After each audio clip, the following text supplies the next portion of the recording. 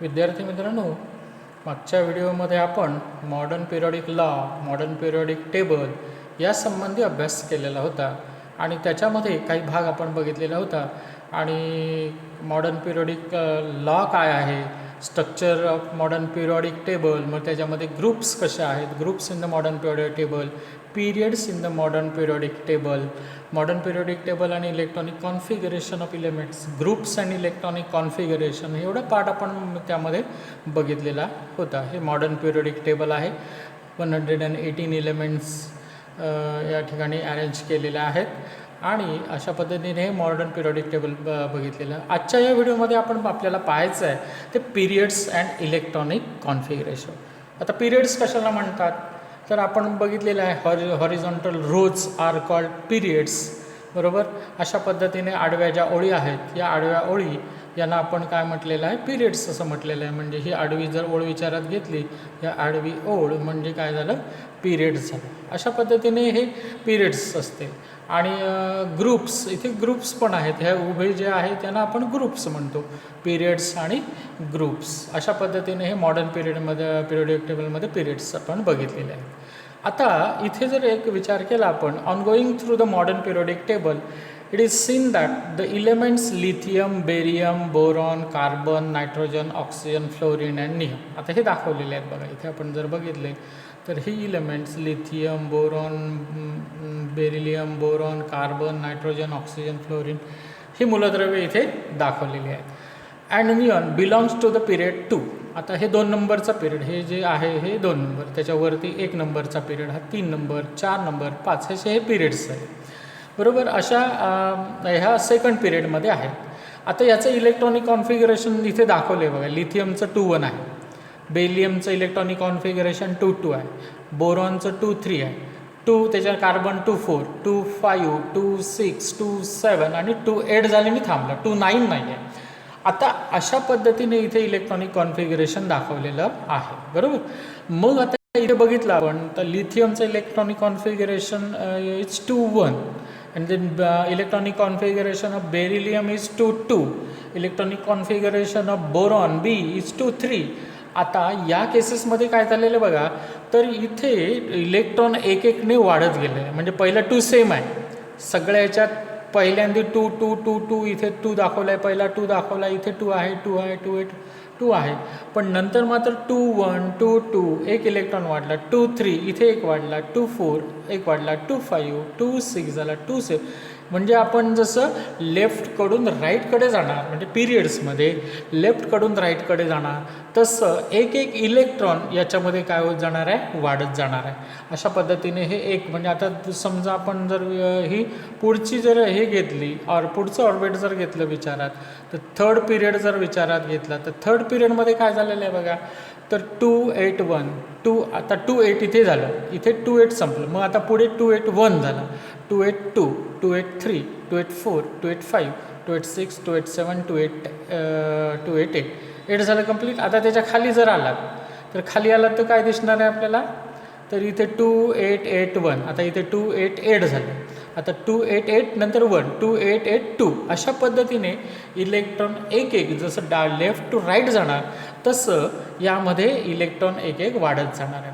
आता इथे जर बघितलं तर पहिली जी आपण ऑर्बिट जर पहिला जर पिरियड बघितला तर त्याच्यामध्ये एकच शेल असणार आहे. म्हणजे जर एलिमेंट्स घेतलं तर त्याच्या आपण याच्यामध्ये जर दाखवला हा न्यूक्लियस असेल आणि त्याच्याभोवती इलेक्ट्रॉन जे रिव्हॉल्व करतात या शेलमध्ये किंवा ऑर्बिटमध्ये, हे एकच ऑर्बिट असणार आहे पहिल्या पिरियडमध्ये.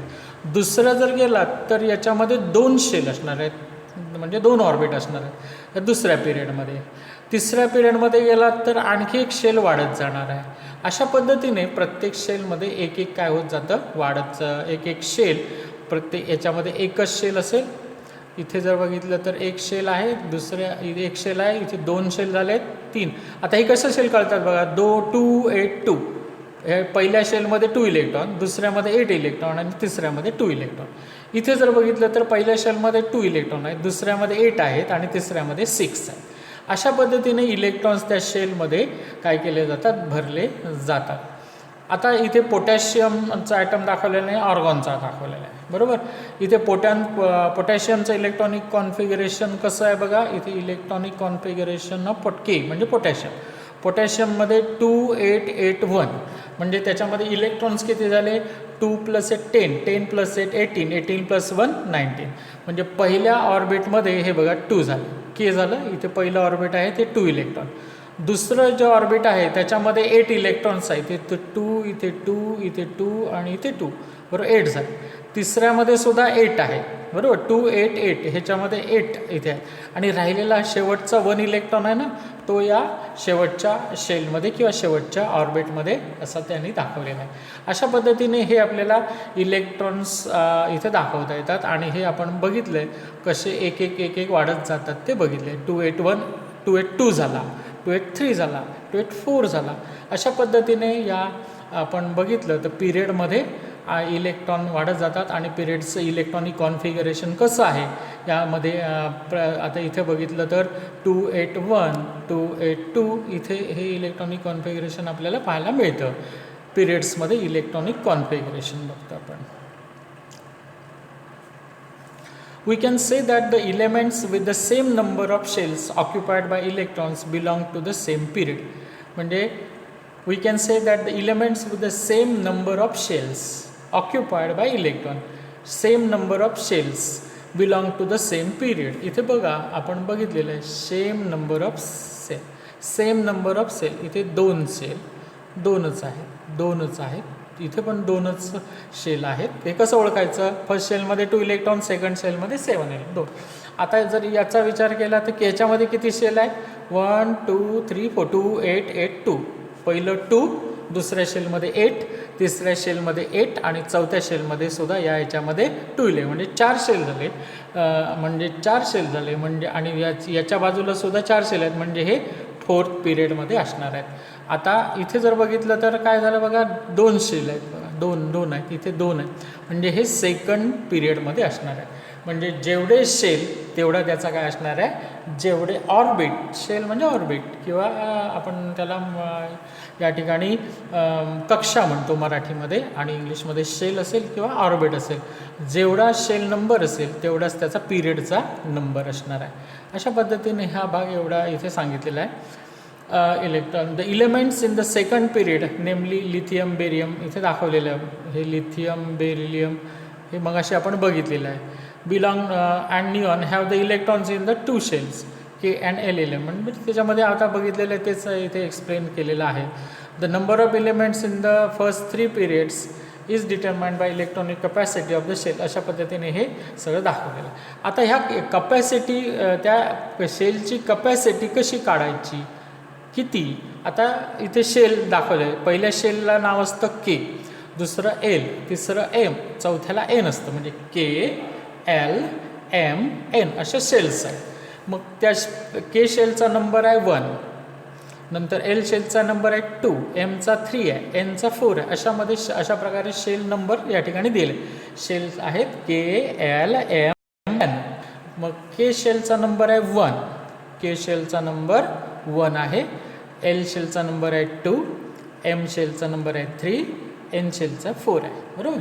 मग आता हे कसं काढायचं तर त्याचं सूत्र इथे दिलेलं आहे. 2n², 2 × n, n म्हणजे शेल नंबर.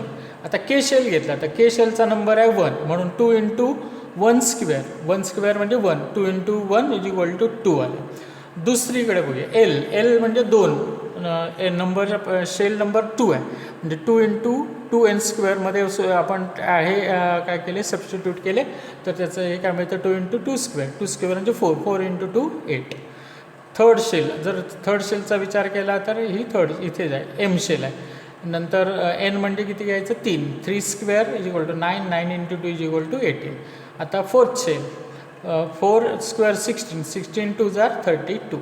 अशा पद्धतीने इलेक्ट्रॉन कपॅसिटी आपल्याला इलेक्ट्रॉनमध्ये किंवा त्या ऑर्बिटमध्ये किती इलेक्ट्रॉन्स जास्तीत जास्त किती राहू शकतात हे जर काढायचं असेल तर या 2n² याने मिळते. एन म्हणजे शेलचा जो नंबर आहे. पहिली शेल असते त्याला के शेल, दुसऱ्याला एल, तिसऱ्याला एम आणि चौथ्याला एन. अशा पद्धतीने यांना ते शेल नंबर दिलेले आहेत आणि तेवढ्या त्या याच्यामध्ये किती बसतात ते आपल्याला सांगता येतं. पुढचा भाग बघायचा आहे periods periodic trends in the modern periodic table.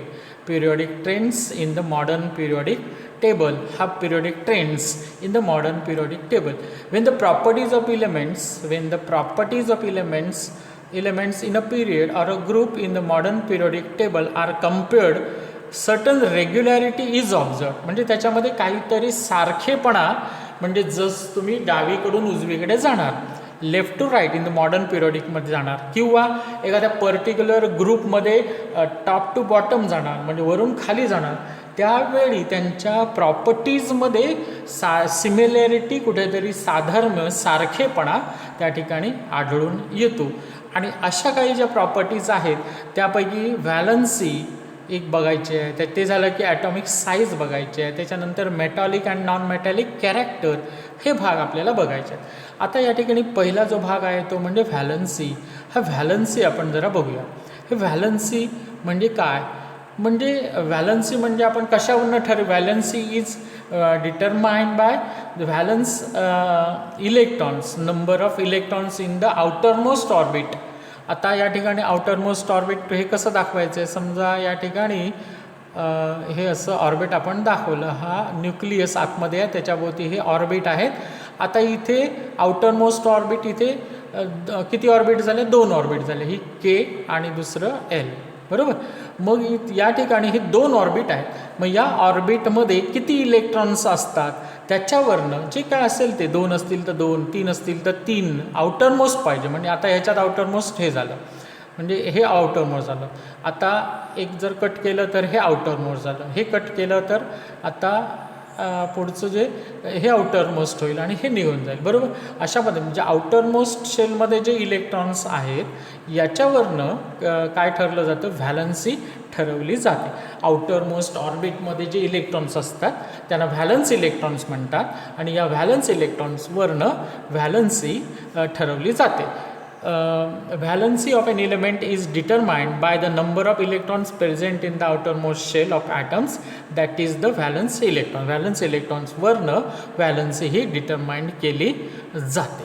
आता या व्हॅलन्सीमध्ये आपल्याला बघायचं आहे ही व्हॅलन्सी चेंज कशी होते. म्हणजे आपण लेफ्ट टू राईट गेलो, या मॉडर्न पिरियडिक टेबलमध्ये आपण लेफ्ट टू राईट गेलो तर व्हॅलन्सी चेंज होते का, किंवा पर्टिक्युलर एखादा ग्रुप घेतला तर त्या ग्रुपमध्ये व्हॅलन्सी चेंज होते का, हे आपल्याला पाहायचं आहे. आता आपण काय करूया, हे इथे पिरियडिक टेबल जे आहे ह्या पिरियडिक टेबलचा आपण विचार करूया. या पिरियडिक टेबलमध्ये आपण जर असं लेफ्ट टू राईट पर्टिक्युलर पिरियडमध्ये जावं लागेल ना, म्हणजे सेकंड पिरियड असेल तर सेकंड पिरियड. आता या पिरियडमध्ये आपण जर लेफ्टकडून राईटकडे गेलो, लिथियम, बेरियम, बोरॉन इथे आहे, कार्बन, नायट्रोजन, ऑक्सिजन, फ्लोरॉन आणि निऑन, असे लेफ्ट टू राईट गेलो तर इथे त्याच्या व्हॅलन्सीमध्ये काय फरक पडतो का बघायचं आहे. किंवा असा पर्टिक्युलर ग्रुप घेतला एक तर ती व्हॅलन्सी कशी असते, सेम राहते, बदलते, काय होतं हे विचारात घ्यायचं आहे. हे जे एक उदाहरण दिलेलं आहे त्याचा आपण भाग बघूया जरा. इथे लिथियम, बेरियम म्हणजे हा एक पिरियड मग वरचंच आहे, इथे दाखवलेलं आहे सेकंड पिरियड. लिथियम, नंतर बेरिलियम आहे, बोरॉन आहे, कार्बन आहे, नायट्रोजन, ऑक्सिजन, फ्लोरॉन आणि निऑन हे इलेमेंट्स दाखवले. आता याच्यामध्ये इलेक्ट्रॉनिक कॉन्फिगरेशन आपण बघूया. लिथियमचं आहे 2 1, 2 2, 2 3, एक इलेक्ट्रॉन ॲड होत गेला बघा, बरोबर. आता याचं लिथियमचं जर विचार केला तर त्याचा ॲटॉमिक नंबर 2 आणि 1 इलेक्ट्रॉन म्हणजे 3 आहे, ॲटॉमिक नंबर 3 आहे ह्याचा. बेरिलियमचा 4 आहे, नंतर बोरॉनचा बघितला तर 5 येणार आहे, हे कार्बनचा ॲटॉमिक नंबर 6 येणार आहे, नायट्रोजनचा 7 येणार आहे.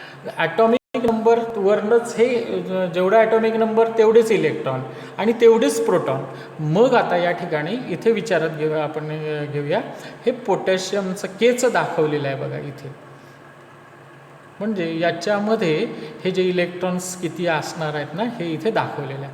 याच्या केमध्ये 2 इलेक्ट्रॉन्स पहिल्या कक्षामध्ये, पहिल्या ऑर्बिटमध्ये, पहिल्या शेलमध्ये असणार आहेत, बरोबर. आता इथे इलेक्ट्रॉनिक कॉन्फिगरेशन म्हणजे त्याची व्हॅलन्सी इलेक्ट्रॉन्स किती आहेत हे आता या ठिकाणी बघूया. इथे जर आपण केचा विचार केला तर 2881 म्हणजे व्हॅलन्स इलेक्ट्रॉन आहे 1 आहे, बरोबर.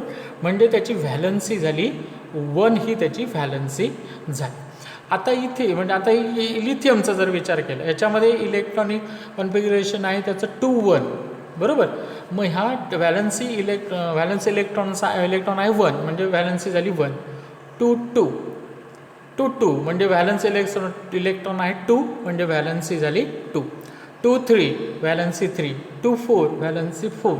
आता पुढचा 2 5ला मात्र काय होतं, तर इथे 5 आपण व्हॅलन्स इलेक्ट्रॉन जरी असले तरी आता याच्यामध्ये त्याला ऑक्टेट पुरं करायला, ऑक्टेट म्हणजे 8 इलेक्ट्रॉन्स पुरे भरायला आणखी 3 पाहिजेत, +3 गरज आहे, म्हणजे याची व्हॅलन्सी झाली 3.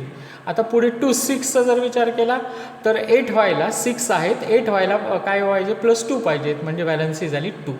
परत समजा 2 7चा विचार केला तर याला 8 पुरे करायला 1 पाहिजे, म्हणजे व्हॅलन्सी झाली 1. त्याच्या पुढचा विचार करूया 2 आणि 8.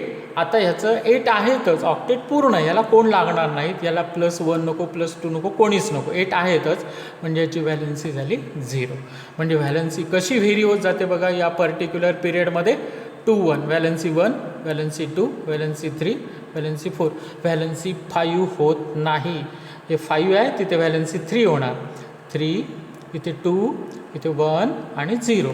म्हणजे या सेकंड पिरियडमध्ये व्हॅलन्सी चेंज काय होते, 1 2 3 4 5 नाही, इथे 3 2 1 0. म्हणजे व्हॅलन्सी 0 पासून कुठपर्यंत होते, 4 पर्यंतच या ठिकाणी व्हॅलन्सी आपल्याला सांगता येते. 1 2 3 4 आणि 0 या 0 1 2 3 4 एवढी व्हॅलन्सी इथे सांगता येते.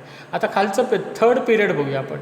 या थर्ड पिरियडमध्ये जर विचार केला तर इथे 1 electron 1 valency, 2 valency, 3 valency, 4 valency, 5 valency नाही, इथे व्हॅलन्सी येईल 3, इथे येईल 4, इथे येईल 5 इथे येईल 3, इथे 2, इथे 1 आणि 0, कारण 2 8 8 आहे. 2 8 7 ऑक्टेट पुरं व्हायला बघा, पुन्हा सांगतो मी, इथे उलट जाऊया. 2 8 8 ऑक्टेट पूर्ण आहे, 8 ऑक्टेट 8 इलेक्ट्रॉन्स असतील तर ते ऑक्टेट पूर्ण आहे. मग आता याला इलेक्ट्रॉनची गरज नाही म्हणजे 0 झालं. 2 8 7 ऑक्टेट व्हायला 1 लागणार, 1. 2 8 6 ऑक्टेट 6 आहे, 2 लागणार 8 व्हायला. 2 8 5 5चे 8 व्हायला 3 लागणार, व्हॅलन्सी 3 झाली. 2 8 4 आहेत. आता इथे कसं होतं बघा, 4 आहेत, हे 4 तो ह्याला तो घेऊ शकेल, 4 घेऊ शकेल, बरोबर. म्हणजे 4 घेतले की 4 झाले, 4 तो देऊ शकेल, पण 4 दिले की 2 8 झालं, म्हणजे हे सुद्धा आउटरमोस्ट ऑर्बिटमध्ये इलेक्ट्रॉन 2 8 झाले, म्हणजे हे 4 झालं. आता 2 8 3 हे 3 + 5 कोण देणार, म्हणजे हा 3 देऊन टाकेल, म्हणजे ऑक्टेट पुरं 2 8 झालं, ऑक्टेट पुरं झालं. हा 2 देईल, ऑक्टेट पुरं झालं, म्हणजे व्हॅलन्सी 2 झाली. हा 1 देऊन टाकेल आणि ऑक्टेट 2 8 असं करून टाकेल, म्हणजे इथे व्हॅलन्सी झाली 1. म्हणजे व्हॅलन्सी पर्टिक्युलर पिरियडमध्ये काय होत जाते, इथे 1 2 3 4 परत नंतर 3 2 1 0, म्हणजे ती 0 पासून 4 पर्यंत व्हेरी होते. अशी आपण या पर्टिक्युलर पिरियडमध्ये आपल्याला सांगताय. मग पर्टिक्युलर ग्रुपमध्ये काय होतं बघा, आता एखादा जर ग्रुप घेतला तर त्यामध्ये आउटरमोस्ट जे इलेक्ट्रॉन्स आहेत, इथे ग्रुप्समध्ये आउटरमोस्ट जे हा एखादा जर ग्रुप आपण घेतला तर याच्यामध्ये या पर्टिक्युलर ग्रुपमध्ये किंवा हा ग्रुप विचारात घेऊया, याच्या आउटरमोस्ट ऑर्बिटमध्ये 1 इलेक्ट्रॉन, इथे पण 1 इलेक्ट्रॉन, इथे 1 इलेक्ट्रॉन, एकच आउटरमोस्ट ऑर्बिटमध्ये 1 इलेक्ट्रॉन, म्हणजे पर्टिक्युलर ग्रुपची व्हॅलन्सी सेम असते, बरोबर. म्हणजे मॉडर्न पिरियोडिक टेबलमध्ये जर आपण विचारात घेतलं तर एखादा पर्टिक्युलर पिरियड घेतला तर त्याची व्हॅलन्सी सेम असते. का व्हॅलन्सी सेम असते, व्हॅलन्सी कशी डिटरमाइन केली जाते, नंबर ऑफ व्हॅलन्स इलेक्ट्रॉन्स, आणि व्हॅलन्स इलेक्ट्रॉन्स या पर्टिक्युलर पिरियड ग्रुपमध्ये काय असतात, सेम असतात, आणि म्हणून ग्रुपची व्हॅलन्सी सेम असते. आता इथे बघा 2 3 आहे, इथे व्हॅलन्स इलेक्ट्रॉन्स 3 आहेत, इथे सुद्धा 3 आहेत, म्हणजेच काय झालं, व्हॅलन्स इलेक्ट्रॉन 3 आहेत, इथे 3 आहेत, म्हणजेच इथे व्हॅलन्सी त्याची काय झाली, 3 झाली, म्हणजे सेम व्हॅलन्सी झाली. हा जर ग्रुप विचारात घेऊया 2 5 2 8 5, म्हणजे इथे 5 इलेक्ट्रॉन्स आहेत, खालीसुद्धा 5 इलेक्ट्रॉन्स आहेत, म्हणजे याची व्हॅलन्सीसुद्धा काय असणार आहे, सेम असणार आहे. म्हणजे पर्टिक्युलर ग्रुपमध्ये व्हॅलन्स इलेक्ट्रॉन्स सेम असतात, म्हणून त्याची व्हॅलन्सी काय असते, सेम असते. आणि पर्टिक्युलर पिरियडमध्ये काय होत जातं, व्हॅलन्सी मात्र चेंज व्हेरी होत जाते. म्हणजे पहिली 1 असेल, 2 3 4 3 2 1 0 अशा पद्धतीने ही व्हॅलन्सी बदलत जाते.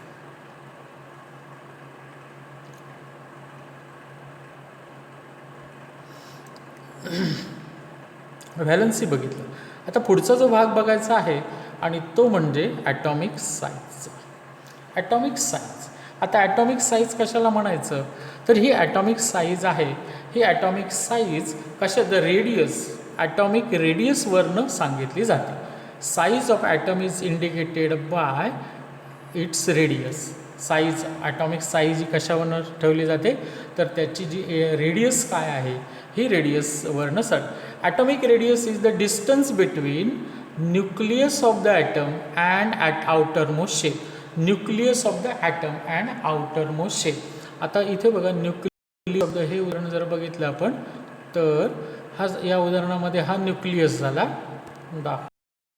न्यूक्लियस झाला, आणि ही आउटरमोस्ट ऑर्बिट, ही शेवटची जी आहे ना, शेवटचं ऑर्बिट आहे, हे आउटरमोस्ट ऑर्बिट आहे. हाचा विचार केला तर हे आहे इथलं आउटरमोस्ट ऑर्बिट आहे. म्हणजे शेवटचं जे ऑर्बिट असतं बाहेरचं एकदम, त्याला आउटरमोस्ट ऑर्बिट. म्हणून इथून हा न्यूक्लियस टू आउटरमोस्ट ऑर्बिट जे डिस्टन्स आहे त्याला ॲटॉमिक रेडियस. आता इथे काय बघा, इथून इथपर्यंतचं अंतर हे ॲटॉमिक रेडियस आहे. हे असं एवढं म्हणजे अंतर, हे ॲटॉमिक रेडियस नाही होणार, हे इथून पुढेपर्यंत वाढलं पाहिजे. आणि ती ते काय होईल, म्हणजे न्यूक्लियस सेंटरला आहे आणि तिथून न्यूक्लियस टू आउटरमोस्ट ऑर्बिट, म्हणजे ही त्याची ॲटॉमिक रेडियस होते. आता इथून इथे काय सांगितलेलं आहे बघा, तर ॲटॉमिक रेडियस इज एक्सप्रेस, आता ही डिस्टन्स म्हणजे distance between nucleus and the outermost shell. आता बघितलं, atomic radius is expressed in unit picometer. Atomic radius हे कशामुळे, कोणत्या युनिटमध्ये सांगितलं जातं, तर ॲटॉमिक रेडियसचं युनिट आहे पिकोमीटर, आणि ते PM असं लिहिलं जातं, which is smaller than nanometer. नॅनोमीटरपेक्षा स्मॉल, म्हणजे 1 picometre is equal to 10⁻⁻12 meter. 1 picometre is equal to 10⁻⁻12 meter. अशा पद्धतीने या ॲटॉमिक रेडियसचं युनिट इथे सांगितलेलं आहे. आता या ॲटॉमिक रेडियस म्हणजे काय ते बघितलं आपण. ॲटॉमिक रेडियस म्हणजे काय, the distance between nucleus of an atom and its outermost orbit किंवा आउटरमोस्ट शेल. आणि ही ॲटॉमिक रेडियस कोणत्या युनिटने सांगायची आहे, atomic radius is expressed in the unit called picometre, which is smaller than nanometre, आणि 1 picometre is equal to 10⁻⁻12 metre असं इथे सांगितलेलं आहे. आता या ॲटॉमिक रेडियसचा जर विचार करायचा झाला, तर या ॲटॉमिक रेडियसमध्ये आपण वरचं जे टेबल आहे त्याच्यामध्ये बघूया.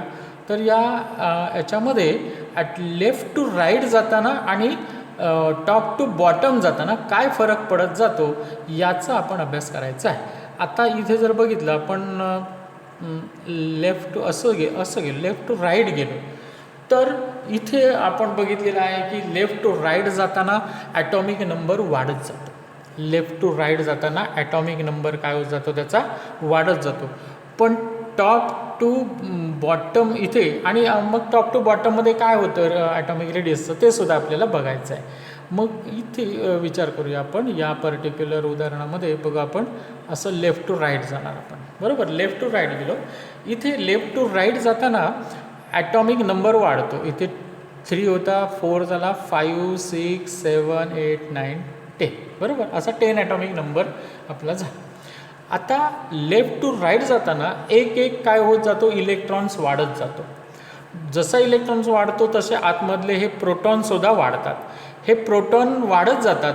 जर प्रोटॉन वाढले की हे प्रोटॉन काय करतात, हे जे इलेक्ट्रॉन्स आहेत त्यांना आपल्याकडे खेचून घेतात. आता हे आपल्याकडे याला खेचलं म्हणजे हेच ऑर्बिट जे आहे हे काय जाणार, जरा आतमध्ये सरकणार, लहान होणार. मग लहान झालं म्हणजे आता समजा एक आपण विचारात घेऊया, असं एक आहे, हे दुसरं आहे, आणि हे तिसरं आहे, बरोबर.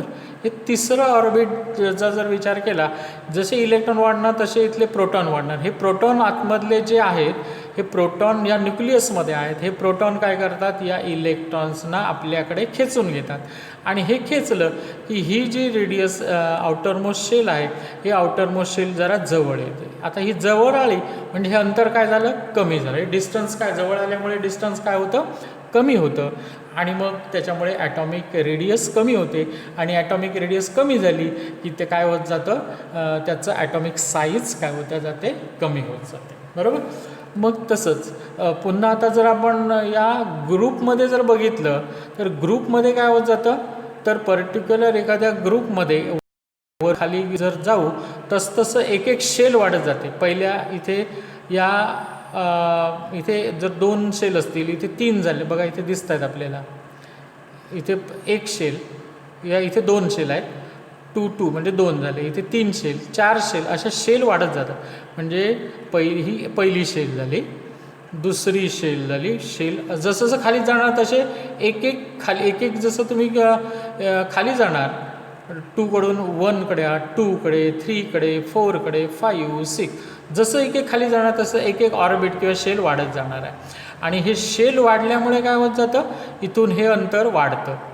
एक एक शेल वाढत जाते. पुढे गेल्यानंतर एक शेल वाढली, परत शेल वाढली, परत, मग हे अंतर काय होत जाणार आहे, पुढे पुढे वाढत जाणार आहे. आणि ही रेडियस वाढणार आहे. आणि ही रेडियस वाढल्यामुळे ॲटॉमिक साईज वाढणार आहे. म्हणजे आपण काय बघितलं या ठिकाणी, तुम्ही जर लेफ्ट टू राईट गेलात, बरोबर, लेफ्ट टू राईट गेलात तर काय होत जातं, इलेक्ट्रॉन वाढतात तसेच प्रोटॉन वाढतात. प्रोटॉन काय करतात, इलेक्ट्रॉनना आपल्याकडे खेचून घेतात. आणि इलेक्ट्रॉन खेचल्यामुळे ऑर्बिट काय होतं, जवळ येतं. ऑर्बिट जवळ किंवा शेल जवळ येतं. आणि त्यामुळे त्याची रेडियस काय होते, कमी होते. आणि रेडियस कमी झाल्यामुळे ॲटॉमिक साईज काय होते, कमी होते. पण पर्टिक्युलर ग्रुपमध्ये काय होतं, एक एक शेल वाढत जाते. आणि शेल वाढल्यामुळे रेडियस वाढते. आणि रेडियस वाढल्यामुळे ॲटॉमिक साईजसुद्धा काय होत जाते, वाढत जाते. अशा पद्धतीने आपण आजच्या या व्हिडिओमध्ये एवढा भाग या ठिकाणी बघितलेला आहे. काय काय बघितलं आहे ते जरा थोडंसं आपण त्याची उजळणी करूया. आपल्या या आजच्या मॉडर्न पिरियोडिक टेबलला आपण लॉंग फॉर्म पिरियोडिक टेबल म्हणतो. तसंच ग्रुप्स आणि इलेक्ट्रॉनिक कॉन्फिगरेशन हे मागच्या भागात बघितलेलं होतं. आजच्या पिरियड्स आणि इलेक्ट्रॉनिक कॉन्फिगरेशन बघितलेलं आहे. इथे इलेक्ट्रॉनिक कॉन्फिगरेशन कसं बदलतं ते आपण बघितलेलं होतं. 2, 2, 2, 3, 2, 4, 2, 5 इलेक्ट्रॉनिक कॉन्फिगरेशन पिरियडमध्ये कसं बदलतं याचा या ठिकाणी अभ्यास केलेला होता. नंतर इथे त्याच्यामध्ये जास्तीत जास्त किती मावू शकतात ही त्याची कपॅसिटी आपण काढलेली आहे. त्याचं सूत्र आहे 2n². हा भाग बघितलेला होता. तसंच पिरियोडिक ट्रेंड्स आणि मॉडर्न पिरियोडिक टेबलमध्ये पहिला भाग बघितलेला होता. तो भाग म्हणजे व्हॅलन्सी कशापासून डिटरमाइन केली जाते, तर व्हॅलन्स इलेक्ट्रॉन्सवरनं डिटरमाइंड होते. आणि व्हॅलन्स इलेक्ट्रॉन्स म्हणजे आउटरमोस्ट ऑर्बिटमध्ये असणारे जे इलेक्ट्रॉन्स आहेत त्यांनाच आपण व्हॅलन्स इलेक्ट्रॉन्स म्हणतो. आणि मग व्हॅलन्सी ही कशी व्हेरी होत जाते की व्हॅलन्सी कशी सेम असते हे सुद्धा पर्टिक्युलर ग्रुपमध्ये आपण बघितलेलं आहे. ॲटॉमिक साईज नंतर बघितलेलं ते ॲटॉमिक साईज बघितली. Atomic size the size of atom is कशामुळे ठरवली जाते, तर ॲटॉमिक साईज ही ॲटॉमिक रेडियसवरनं ठरवली जाते. ॲटॉमिक रेडियस म्हणजे काय, the distance between nucleus and outermost orbit. आणि पर्टिक्युलर ग्रुपमध्ये काय होत जातं, ग्रुपमध्ये जर तुम्ही वरून खाली गेलात तर वरून खाली येताना शेल्स ॲड होत जातात. 1, 2, 3 अशा शेल वाढतात, ऑर्बिट वाढतात. आणि त्यामुळे रेडियस वाढते आणि त्याची ॲटॉमिक साईज. पण लेफ्ट टू राईट जर तुम्ही गेलात तर लेफ्ट टू राईट जाताना काय होत जातं, इलेक्ट्रॉन्स वाढतात, त्याचप्रमाणे प्रोटॉन्स वाढत जातात. हे प्रोटॉन्स या इलेक्ट्रॉन्सना आपल्याकडे खेचून घेतात. आणि खेचून घेतल्यामुळे रेडियस काय होते, कमी होत जाते. आणि रेडियस कमी झाल्यामुळे ॲटॉमिक साईजसुद्धा कमी होत जाते. अशा पद्धतीने या आजच्या या व्हिडिओमध्ये आपण ॲटॉमिक साईजपर्यंत बघितलेला आहे. पुढच्या metallic and non metallic character वगैरे हा भाग आपल्याला पुढच्या व्हिडिओमध्ये पाहायचा आहे. तोपर्यंत तुम्ही या व्हिडिओचा अभ्यास करा, काही पॉईंट्स काढा, समजलं नसेल तर त्या ठिकाणी तुम्ही प्रश्न विचारू